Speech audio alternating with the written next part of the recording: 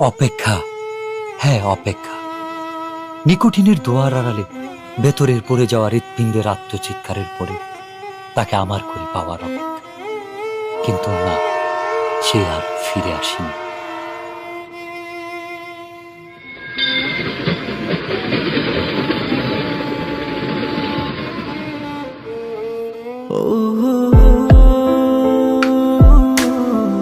তবে এসেছিল এই পাহাড়ের পাদদেশে আজ থেকে অনেক বছর আগে, সন্তের জেগেরা সীমান্তবর্তী জেলা শেরপুরের প্রত্যন্ত একটি গ্রাম।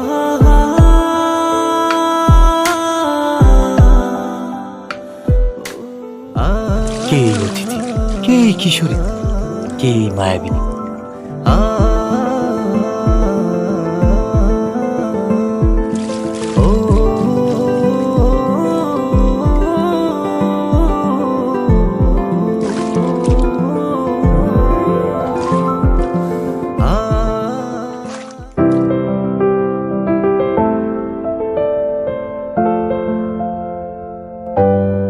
যার বিরহের অনলে পড়ে স্বপ্নের মতোই বদলে গেল এক যুবকের জীবনের গল্প। হ্যাঁ, স্বপ্নের মতোই বদলে গেল।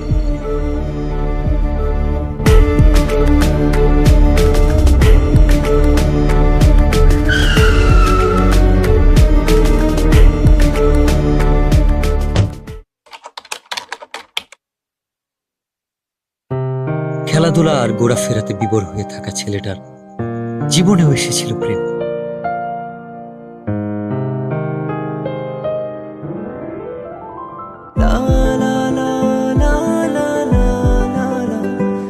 চোখের ভাষায় কেউ যেন বলছে, আমি এসেছি তোমার হয়ে, আমাকে তোমার করে নাও।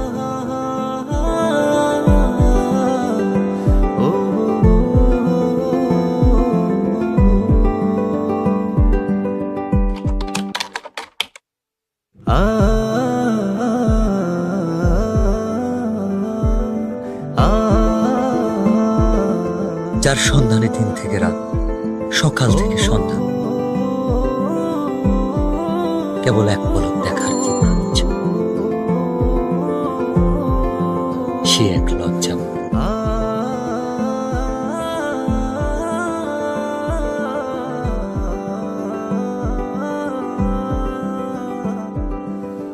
এক অদ্ভুত ভালো লাগা, যার অনুভূতি ব্যাখ্যা করা কঠিন।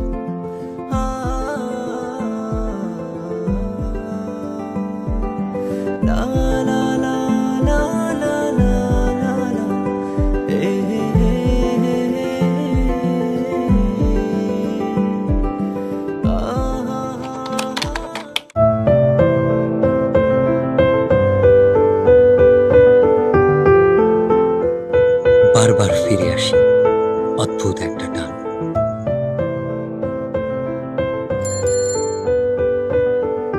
কিভাবে বোঝাই তাকে যা বলতে চেয়েও পারিনি।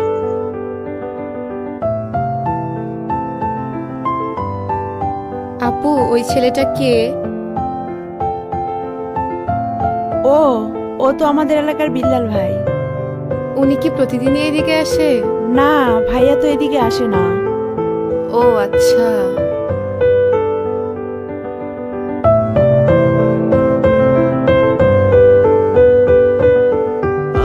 অপেক্ষার প্রহর যেন কাটছেই না। বলতে ইচ্ছে হয়, তবে সুযোগ নেই কাছাকাছি আসা।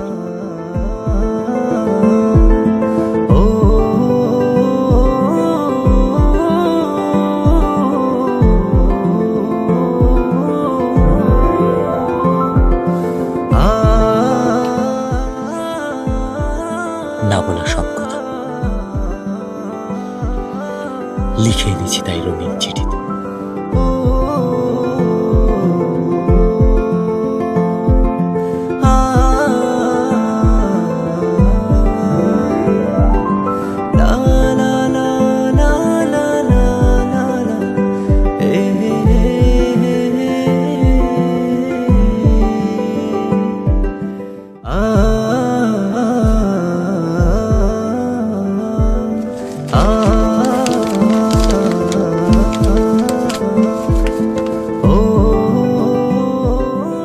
আমার লেখা প্রথম চিঠি, নাম না জানা একজনকে ঘিরে।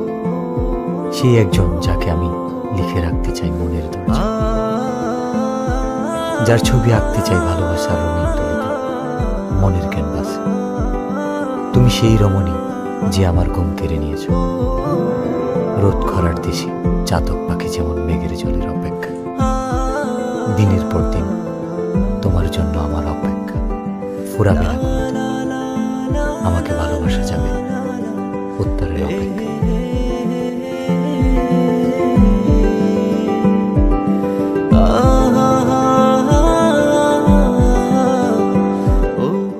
ভর দুপুরে অপেক্ষা, কৌতূহল, উৎকণ্ঠা, অস্থিরতা, মনের দরজায় কেউ বুঝি কড়া নেড়েছে।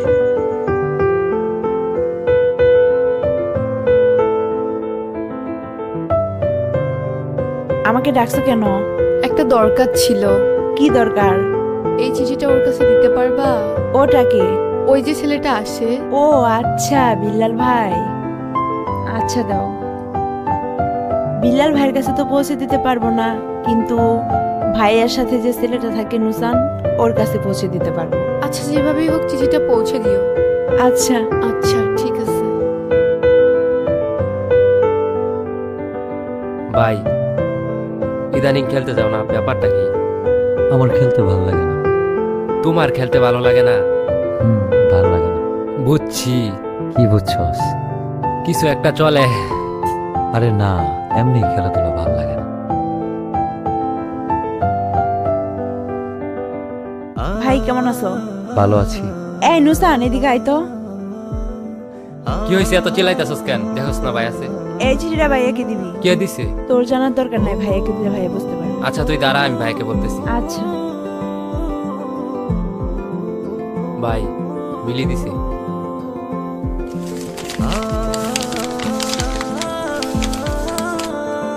আমিও প্রথমবারের মতো চিঠি লিখলাম, যার ভাবনায় শুধু আমিই থাকি, যে আমার জন্য পাখির মতো ছটফট করে, যার কল্পনা এবং বাস্তবে মনের দরজায় আমিই করা নারী। আপনি সেই পুরুষ যার চোখে মুখে শুধু দেখতে পাই আমার জন্য ভালোবাসা। হঠাৎ আমি বুঝতে পারি কেউ আমাকে মন থেকে চায়, খুব করে। আপনার অপেক্ষা ফুরাবে কিনা আমি জানি না, আপনাকে উত্তরটা জানিয়ে দিলাম। একটাই কথা বলবো, ভালোবাসি। মিলিকে গিয়ে বলবি শিমুল বাগানে আজকে 4টার সময় ওকে নিয়ে আসতে, আমার অপেক্ষা কর।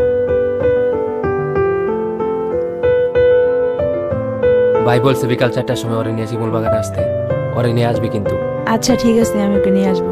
মনে থাকে যেন।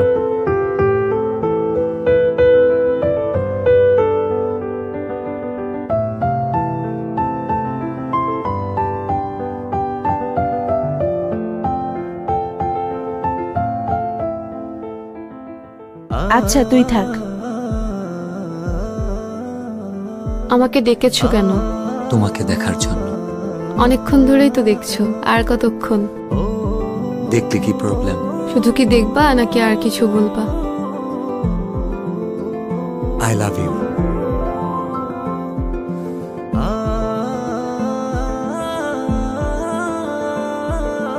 আমি কিন্তু আমার উত্তরটা পাইনি।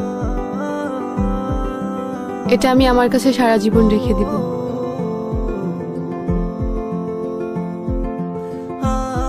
প্রেম বুঝি এতটাই রঙিন লাগে?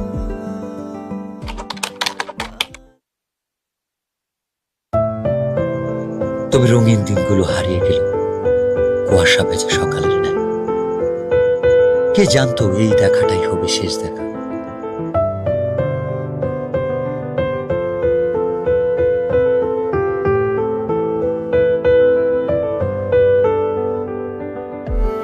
অনেক দিন তো হয়ে গেল, মনে হয়তো চলে যাব। হ্যাঁ, চলে তো যেতেই হবে। আর কি ফিরে আসা যাবে না? এসে কি হবে?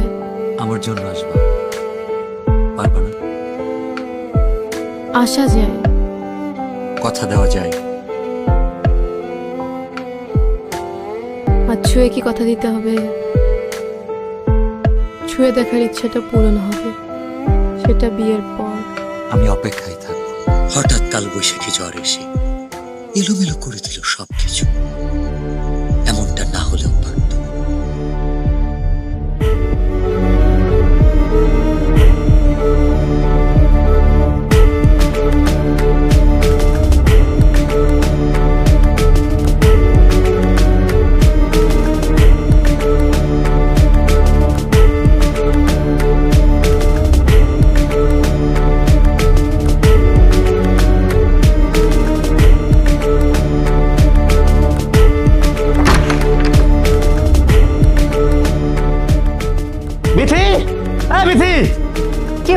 চিল্লাচ্ছ কেন?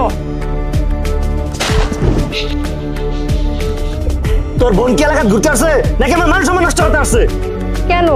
আমার বোন কি করছে? এই তোর বোন বিল্লালের সাথে কি করে? ওর সাথে আমি যেন না দেখি।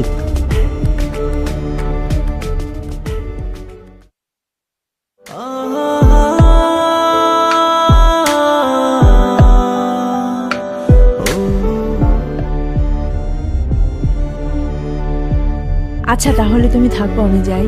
প্লিজ চলো না, আমার অনেক ভয় লাগতেছে। আমারও অনেক ভয় লাগতেছে। চলো না।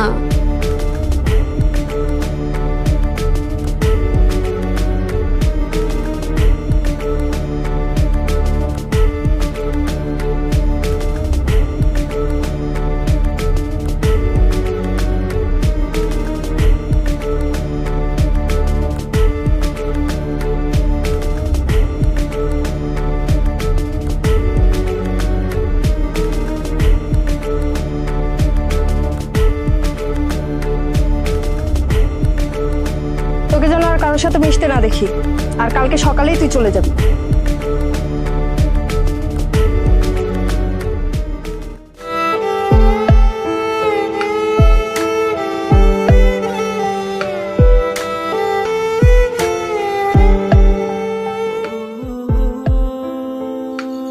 অতিথি পাখিটা কষ্ট নিয়ে নিরে ফিরবে, এটা বুঝি তার রেখে যাওয়া শেষ স্মৃতি।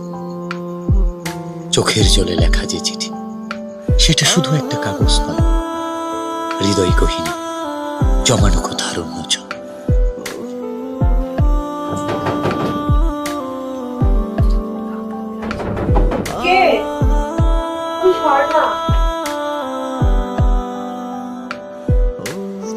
এত রাতে তুমি এখানে?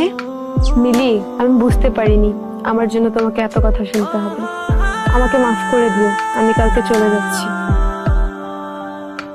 আর পারলে তোমার ভাইয়াকে এই চিঠিটা আর আমার এই শেষ স্মৃতি দুইটা পারলে তোমার ভাইয়াকে দিয়ে দিও।